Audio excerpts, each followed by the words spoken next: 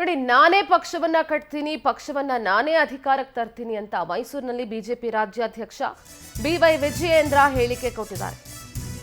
ಪಕ್ಷ ಕಟ್ಟುವಂತ ಕೆಲಸವನ್ನ ನಾನೇ ಮಾಡ್ತೀನಿ, ಪಕ್ಷವನ್ನ ಅಧಿಕಾರಕ್ಕೆ ಕೂಡ ನಾನೇ ತರ್ತೀನಿ ಅಂತ BY ವಿಜಯೇಂದ್ರ ಮೈಸೂರಲ್ಲಿ ಹೇಳಿಕೆ ಕೊಟ್ಟಿದ್ದಾರೆ.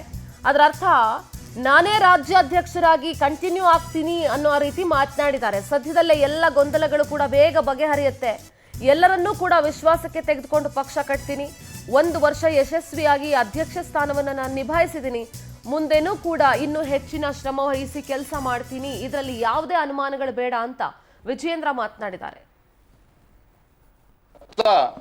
ನಾನು ಅಧ್ಯಕ್ಷನಾಗಿ ಮುಂದುವರಿತೇನೆ, ಪಕ್ಷವನ್ನು ಕೂಡ ಬಲಪಡಿಸ್ತೇನೆ, ಎಲ್ಲರನ್ನೂ ಕೂಡ ವಿಶ್ವಾಸಕ್ಕೆ ತೆಗೆದುಕೊಂಡು ಮುನ್ನಡೆಸ್ತೇನೆ ಅನ್ನೋ ಅರ್ಥ. ನಾನು ಅಧ್ಯಕ್ಷನಾಗಿ ಮುಂದುವರಿತೇನೆ, ಪಕ್ಷವನ್ನು ಕೂಡ ಬಲಪಡಿಸ್ತೇನೆ, ಎಲ್ಲರನ್ನೂ ಕೂಡ ವಿಶ್ವಾಸಕ್ಕೆ ತೆಗೆದುಕೊಂಡು ಮುನ್ನಡೆಸ್ತೇನೆ ಅನ್ನೋ ಅರ್ಥ.